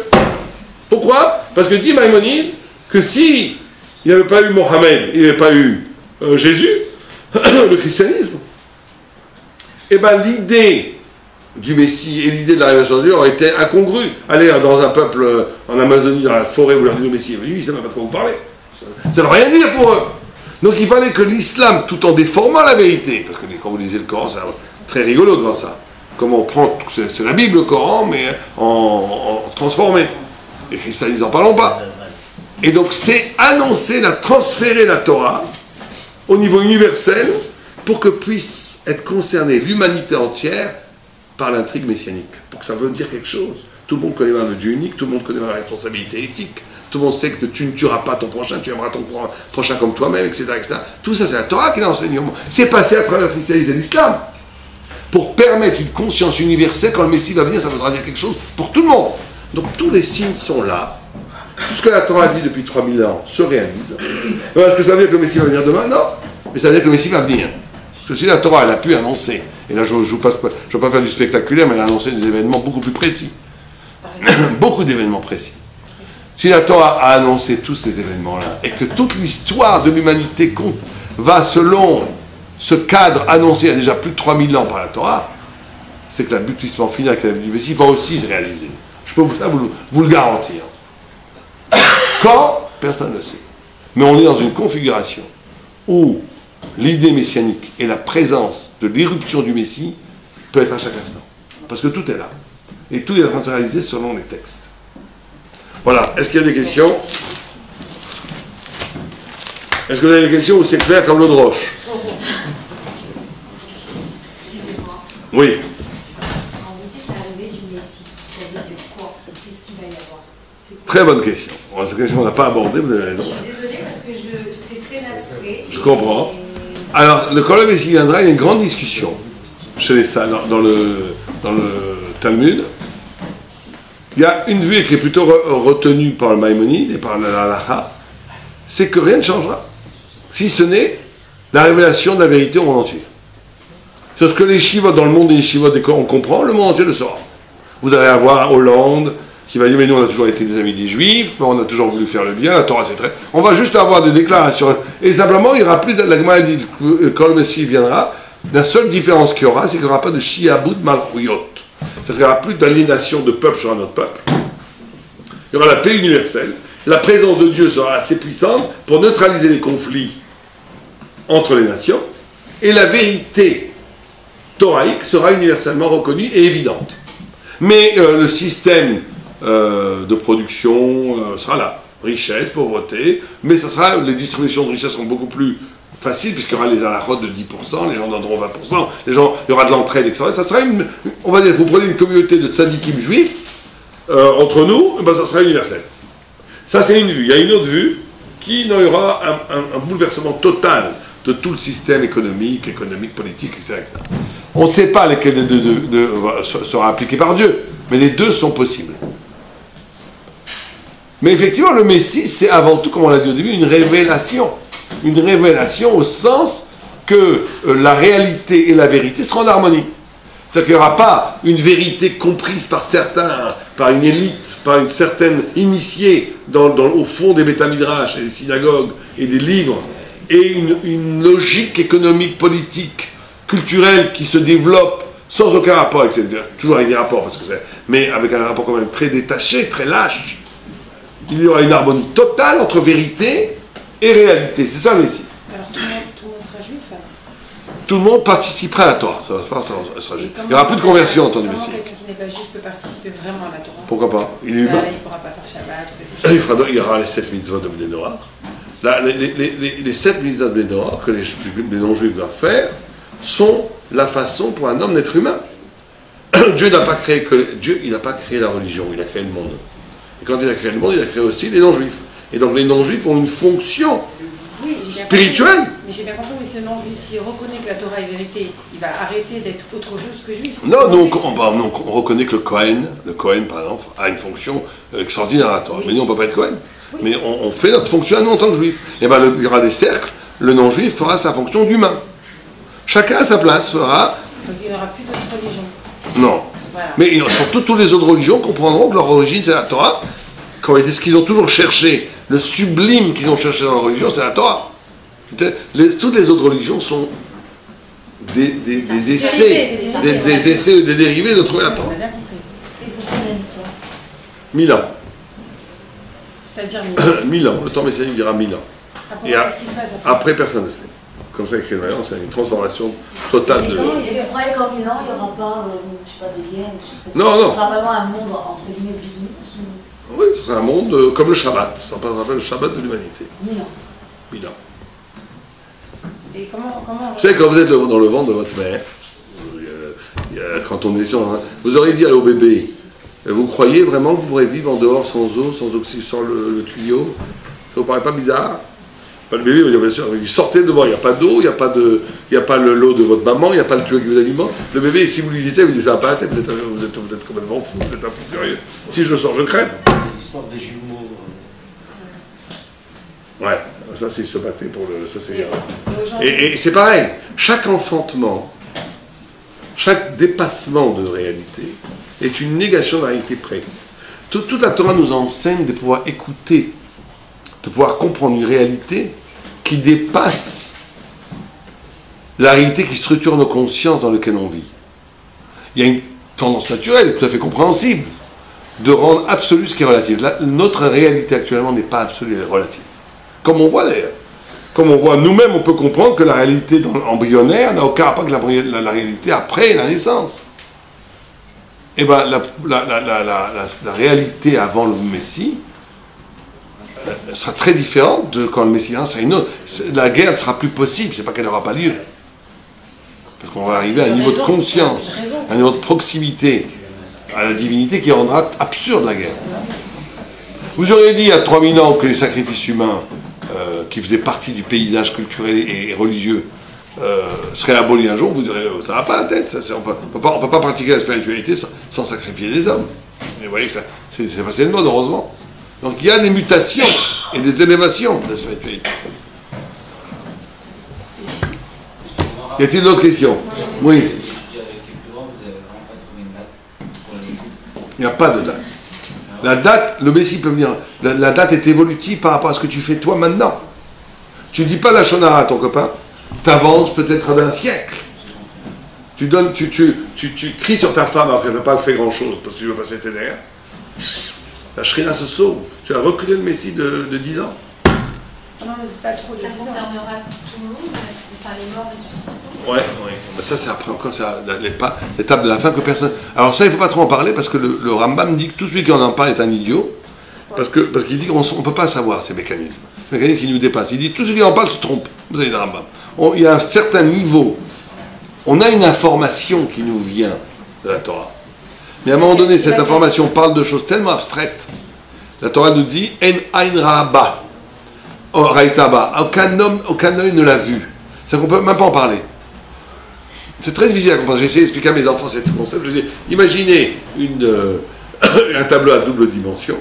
Il a du mal à comprendre la tridimension. Tu vis dans un monde à deux dimensions. Que c'est une triple dimension. Dans le monde du deux dimensions, c'est que de l'imagination. Et tu vas dire des bêtises. Parce que tu vas projeter un savoir structuré par une certaine réalité qui pressent une autre réalité. Et c'est ça l'idolâtrie. L'idolâtrie, c'est de plaquer une conception limitée sur l'illimité. Donc il faut faire très attention. Il y a tout le temps, il faut avoir cette finesse et cette humilité de dire on sait que ça existe, on sait que ça va être, mais tout ce que je vais en dire, ça va être des bêtises. Il y a des sujets comme ça, on ne peut pas en parler. Pourtant, tout est marqué dans la Torah. Oui, mais c'est marqué de façon tellement allusive. Que même un homme pas bon. Voilà, personne. Et la mort existera toujours. Alors ça, d'après certaines vues, non. Le Maïmonide pense que non, par exemple, dans son commentaire des Mishnayot. Il n'y aura plus de mort. C'est quoi la nécessité pour Dieu de passer par tout ça? Pour donner à l'homme une place. Pour que l'homme participe lui-même. La lumière divine, elle n'a besoin de rien. Dieu crée le monde, pas par besoin, par amour. Pour faire profiter à l'homme, à quelque chose qui n'est pas lui, et qui vient de lui, d'existence. Or, une existence n'a de valeur que si tu as la possibilité de participer à la justification de cette existence. C'est pour ça que dans les niveaux de Tzedaka, il y a 10 niveaux de Tzedaka. Le plus haut niveau de Tzedaka, c'est pas donner l'argent, c'est donner un travail à quelqu'un. Parce que tu lui donnes la possibilité de s'auto... Comme Dieu. Alors Dieu, il te donne la possibilité de t'auto-justifier ton existence.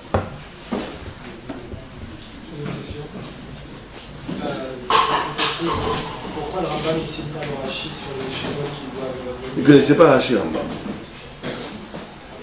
Et c'est quoi les guerres d'Hachem? Comment? Dans les Rotmelarim, Rambam dit que le Mashiach, il doit faire les guerres d'Hachem. C'est quoi exactement? C'est la guerre du sens. Il y aura aussi une guerre à un moment donné, mais ça sera... Ça aussi, c'est effrayant de voir ça. Ah oui, parce que c'est ça. La guerre va durer 3 heures. Ouais. Où on va être assiégé, etc. Et il y aura des centaines de milliers de morts. Si c'est pas la mort atomique, on ne sait pas ce que c'est. Il faut faire attention aussi. Quand il y a des textes comme ça, on est très tenté de dire bombe atomique, mais c'est peut-être autre chose. Et c'est vrai qu'on va être assiégé, c'est vrai ou pas? Non, oui, juste au moment de sa venue. Rafazine, c'est vrai qu'on va être assiégé à Jérusalem. Ouais. On va plus être chez nous à Jérusalem. On va être assiégé pendant 9 mois. Ouais, 9 mois. Ouais, mais moi je veux pas parler de la prière. Ça, lisez les textes, si vous voulez. Je sais pas dire les textes. Pour rejoindre la première question, il se révèle sous quelle forme C'est un homme, le Mashiach c'est un homme. C'est Dieu qui fait tout à travers le Mashiach. Le Mashiach c'est un fils de David, qui est un immense Talmid Chacham, et qui est là pour amener le peuple juif à la Torah, et pour, à un moment donné, à travers sa personne, faire que le temps messianique arrive, c'est tout. Mais comment cet homme-là, excusez-moi, j'ai une question, Rafazine. Non, l'homme sera seul. C'est pour ça que Yaakov Avinu a cru à un moment donné. Il s'est trompé. C'est pour ça que quand je dis j'aime beaucoup les Chabad, mais je dis si Yaakov s'est trompé, vous êtes aussi peut-être vous aussi trompé. Pourquoi? Parce que Yaakov Avinu, il a vu à un moment, il a cru que c'était qui était le Mashiach. Vous savez qui c'est qu'il a cru que c'était le Mashiach? Personne ne sait. Quand il a dit Neshuatra Kiviti Hashem, Shimshon, parce qu'il a vu que Shimshon se battait seul contre des milliers de personnes. Et quand il a vu que lui aussi est mort, il a dit les choix Kiviti Hashem, je ne peux espérer qu'en Dieu. Je ne pourrai jamais savoir quel Hashem. C'est une grosse couchia pour ceux qui pensent qu'un homme qui est mort est le Mashiach. C'est un midrash de foi, je sais pas comme ça. Et donc Personne ne peut savoir qui est le Messie. Personne. Mais c'est un homme. Mais bien sûr, c'est un homme. Mais Dieu, il peut faire ce qu'il veut avec n'importe qui. Comment il peut être Talmid Raham, comment il peut être le Mashiach et être aujourd'hui dans un contexte où vous dites c'est Rome, c'est le néant, il n'y a rien. Comment il trouve sa source de Torah? Il aura peut-être étudié avant. Comment il fait? Il a peut-être étudié avant. Et peut-être que Rome, c'est Rome symbolique. Peut-être Oui, que Rome mais c'est existe. Rome. Peut-être que Rome existe à Jérusalem. Hein. Rome, c'est qu'il est aux portes de Rome. C'est qu'il est aux portes. Il est capable d'être au plus près du néant de l'Occident et d'à partir de là faire jaillir la fusion messianique. D'accord, et sa femme, il n'y a pas de femme? Il a une femme, il a des enfants, il a tout ce qu'il faut. Ah d'accord, parce que Talmid Raham, Je vous entends pas. Est-ce que ça veut dire que c'est le peuple juif qui est on est responsable de tous ces problèmes? Je voudrais vous donner la vraie réponse, mais je ne veux pas que ça soit filmé. Entièrement vrai, parce que les antisémites utilisent ça. Vous savez que si on veut connaître les juifs, il faut lire les textes antisémites. Ils sont extraordinaires pour renifler le... Mais ils le disent avec haine. Alors on pourrait dire la même chose avec amour. Tous les malheurs du monde viennent à cause des juifs. C'est clair. Pourquoi? C'est horrible, mais c'est en même temps la responsabilité. Ça veut dire que le peuple juif étant le centre névralgique. Non, il y a aussi... Attends, j'exagère. Quand je dis juif, la Gemara, elle dit qui s'appelle juif? Qui s'appelle Israël? Non, la Gemara dit tout humain qui combat l'idolâtrie s'appelle Israël. oui. Donc il y a du juif dans chaque homme. Il y a une sorte d'universalisme, d'humanisme. C'est-à-dire que être juif, c'est pas que nous, le peuple, nous le plus fort, c'est pas ça. Être juif, c'est quand quelqu'un est capable de... Bon, il y a aussi le peuple juif. Puis à l'Irak, le peuple juif étant le peuple, c'est comme vous devez faire tchouva tous les jours. Mais il y a Yom Kippour. Mais la tchouva, c'est pas que Yom Kippour. Vous devez vous libérer de la matière tous les jours. Mais il y a Pessah, on mange la matzah. Eh bien, vous avez l'humain qui essaye de faire venir la lumière de Dieu sur terre, c'est le peuple d'Israël. Mais c'est pas que le peuple juif. Un homme qui essaie de faire venir un non-juif qui essaie de faire venir Dieu sur terre en combattant l'idolâtrie, la Gemara dit il s'appelle Israël. Bien sûr. C'est une dimension. Ça ne veut pas dire qu'il est juif, qu'on peut se marier avec lui, rien du tout, attention. Hein. Ça ne veut pas dire ce que je n'ai pas dit. mais il s'appelle Israël. Il n'est pas juif avec Pierre Lara. Hein. Parce que maintenant les gens vont dire ouais, j'ai trouvé une super nana, mannequin, elle est d'accord de combattre l'idolâtrie, je me marie avec elle. Dieu préserve, c'est pas ça. Attention, ne me faites pas dire ce que je n'ai pas dit. Mais la notion de... C'est ça être la vocation d'Israël. L'Israël, c'est d'être capable de dépositaire de témoignage d'une parole qui contredit les paroles et le discours dominant dont le seul but est de banaliser l'humain. C'est ça être juif. Et c'est ça ce que fera de façon maximaliste le Messie. Bien, on va arrêter là, je vais juste dire un mot, bien sûr. C'est le côté embêtant de l'affaire. C'est comme mais chacun est entendu. Avant tout, on fait un cours de Torah. Avant tout, on est là pour essayer de comprendre ce que la Torah nous dit. Mais on profite, et grâce à M. Boujna et à sa femme que je remercie, il y a ici des prospectus qui montrent ce qu'on fait à Jérusalem, justement. On a créé une école absolument extraordinaire de Torah, qui est financée partiellement par l'État, mais qu'à hauteur de 20%. Et donc on doit trouver les 80 autres pourcents, bien entendu, en sollicitant les Juifs du monde entier. Donc toute personne qui nous aide aura une immense mitzvah. On a, comme d'habitude, des serfas, vous aurez des bénédictions. C'est une grande mitzvah parce que c'est des gens magnifiques qui étudient à un niveau très très très haut, qui se consacrent exclusivement à l'étude de la Torah, et qui sont des gens formidables que moi j'adore. Enfin, et il y a eu beaucoup de miracles, beaucoup de choses qui s'est passé grâce à ce kollel, et ils continuent. C'est beaucoup d'argent parce qu'on les paye, on leur donne une paye tous les mois. Il y a 25 à plein temps, et on a aussi créé une structure pour aider les gens pour Shabbat, où on leur fait un système où 2h30 le vendredi matin, ils viennent, au lieu de leur dire à Zaka, où c'est un peu comme ça, un peu pas très joli, donc on leur dit, vous étudiez pendant 2 heures, après il y a un petit cours d'un quart d'heure, après on dit des ténis pour le peuple juif, pendant un quart d'heure, c'est magnifique, on voit la shrina vraiment, et on leur donne 400 shekels pour le Shabbat, enfin 100 shekels par Shabbat, c'est pas grand chose, hein, 100 shekels par Shabbat, mais ça leur fait qu'ils peuvent acheter le minimum, et ils viennent étudier, ils sont super contents de faire les 30 Shabbat, donc le kollel parallèlement fait d'autres activités, donc toute personne qui veut nous aider, c'est un miracle que ça continue. Moi je viens 4 fois par an en France pour récolter pour ce kollel, ça marche, le kollel continue à exister, grâce à des soutiens plus multiples, des gens qui prennent un avraire qui dit je prends sur moi de financer un ou la moitié d'un avraire, ou bien ils font un don ponctuel. C'est magnifique, toute aide sera bénie, et toute aide c'est bien le bienvenu, bien entendu. Mais je répète, avant tout, l'important c'est le cours, que personne ne se sente obligé de quoi que ce soit. Je suis très content que vous soyez venus, qu'on a fait un cours ensemble. Ceux qui veulent aider le collège seront bien entendu le bienvenu. Amen, Kinyatzon, et merci.